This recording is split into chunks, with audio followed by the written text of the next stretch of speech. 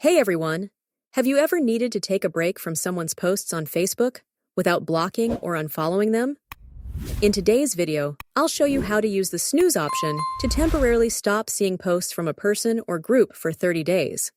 Let's get started. First, open the Facebook app on your device. Once it's open, tap on the menu icon in the lower right corner of the screen.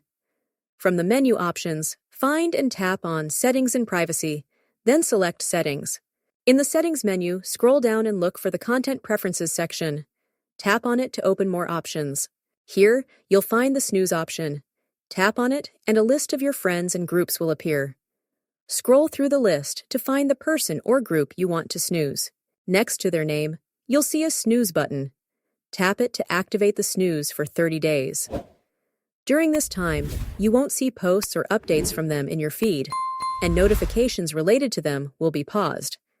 After 30 days, everything will return to normal automatically. And that's all there is to it. With the snooze feature, you can take a break from certain posts while keeping your connections intact.